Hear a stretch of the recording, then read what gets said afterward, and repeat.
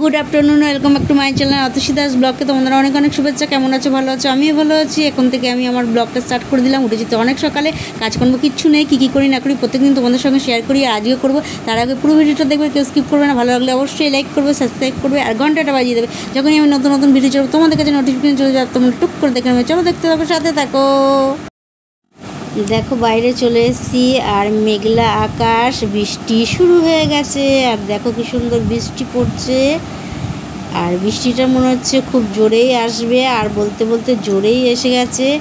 আর আজকে এত সুন্দর বৃষ্টি হচ্ছে, এই বৃষ্টিতে তো ভিজতেই হবে, আর ভিজে তো স্নান করতে হবে। বহু বছর পর বৃষ্টিতে আজকে আমি ভিজবো।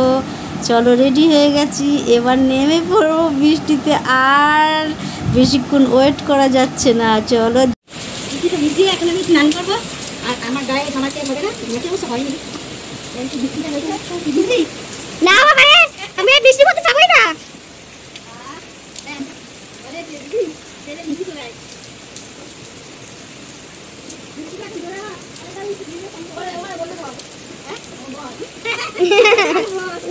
এখানে বসেই পড়ো, বসে পড়ো, বসে পড়ো।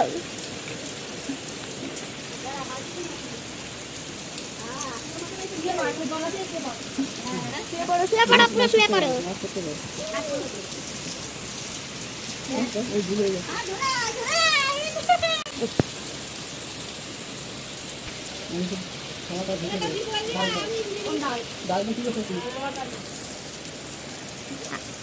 আমিও যেতে পারতাম, কিন্তু বড় বারণ করছে বলে আমি তো যেতে পারছি না।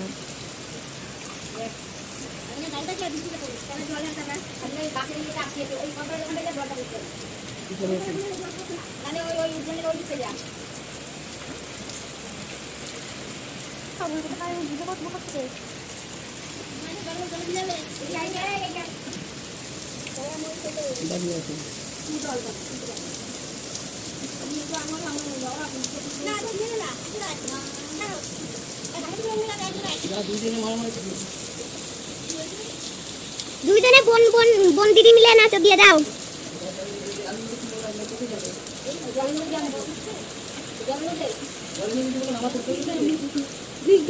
তুমি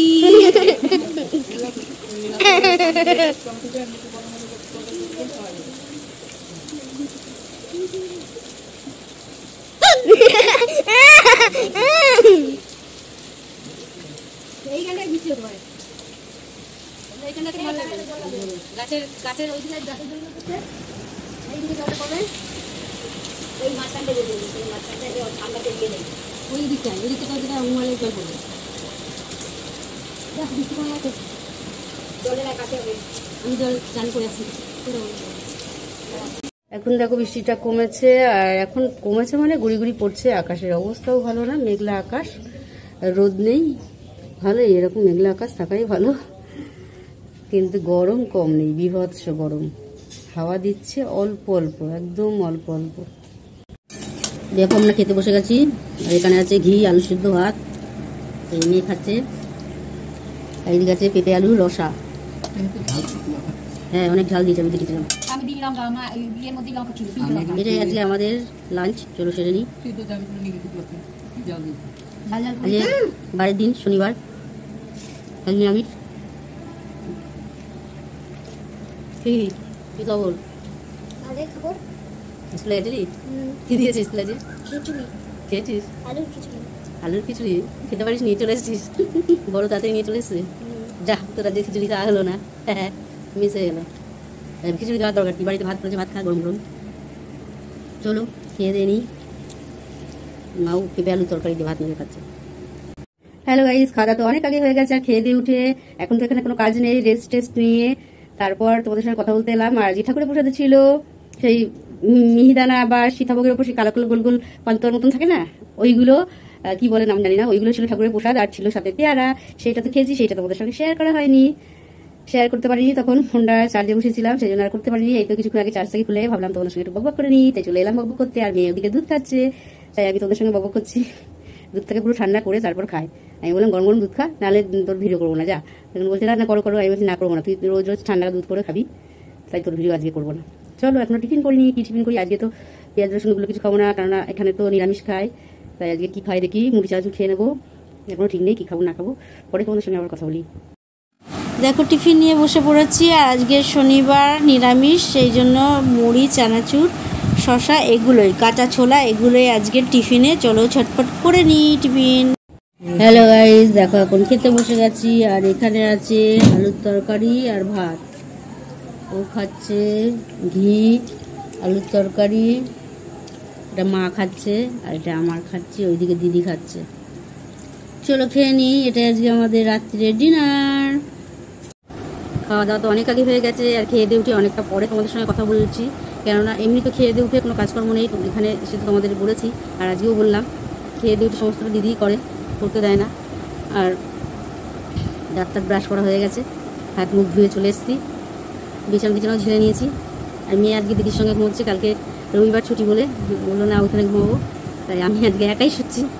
মা মেয়ে আর দিদি তিনজন একসাথেই ঘুমাচ্ছে, আর আমি আজকে একা। তাই ভাবলাম তোমাদের সঙ্গে মেয়ে ঘুমিয়ে পড়েছে, তাই ভাবলাম তোমাদের সঙ্গে একটু বকবক করে নিই। সারাদিন কী করেছি না করেছি যতটা পেরেছি তোমাদের সঙ্গে শেয়ার করেছি, আর আজকে খুব মজাও করেছি, কেননা বহু বছর পর, অনেক দিন পর, মানে এরকম বৃষ্টিতে খুব কমই ভিজেছি। ছোটোবেলায় কথা মনে পড়ে যাচ্ছিলো, ছোটোবেলায় মানে অনেক ছোটো তখন, সেই যখন মাঠে খেলতাম কিতকিত লেগম্যান, তারপর কবাডি যখন খেলতাম, তখন বৃষ্টি যখন হতো, তখন যে যেমন বাড়িতে যেমন পাইপ, ছাদের সঙ্গে পাইপ ফিট করা থাকে, পাইপ দিয়ে জল পড়ে, এরকম একটা ছোট্ট পাইপ, এরকম একটা ছোট্ট পাইপ ফিট করে, এখন না ওপর থেকে একদম পুরো লম্বা পাইপ নামিয়ে দেয়। আগেকার ছাদের পাইপগুলো কেমন ছিল, মানে এর টাইপের, এরকম করে এরকম পাইপ নামিয়ে, তো ওই পাইপ দিয়ে যে জল পড়তো, সেই লোকের বাড়ির ছাদ থেকে জল পড়তো, সেই জলে গিয়ে মজা করে সেই জলে স্নান করতাম। বা মাঠে অনেক জল জমে যেত হাঁটু পর্যন্ত, সেই জলে গিয়ে ঝুপুস করে সাঁতার কাটতাম, মানে মজা করতাম খেলে কাদা জলে। তখন তার অত বুঝতাম না, নোংরা জল গায়ে পোকামাকড় উঠতে পারে, বা ফোড়া বেরোতে পারে, তারপর স্কিন খারাপ হতে পারে, ওইসব তখন ছিল না, আর হয়ও নি। মাটির জল কাদা জল কত মেখেছি। আর এখন যত বাঁচি তত সমস্যা, সেই কথা মনে পড়ে যাচ্ছিলো। আর আজকে বৃষ্টির টাইমটা ঠিক ছিল, আর সকাল থেকেই মানে রোদ উঠছে, মেঘলা করছে, সকাল থেকেই মেঘলা, আজকে ভালোই মেঘলা করছিলো ওয়েদারটা। আর ঠিক টাইমে একদম দুপুরবেলা টাইমে একদম যেই টাইমে আমি স্নান করি, সেই টাইমে একদম মেঘ করে এসছে, ভাবলাম স্নানটাও হয়নি, আজকে আমি বৃষ্টিতে ভিজবো। আর মেয়েও স্কুল থেকে চলে এসছে, মেয়েকে বললাম চ তুই, আজ হাফ ছুটি, বললাম চ তুই ভিজবি, যে না বাবা আমি ভিজবো না।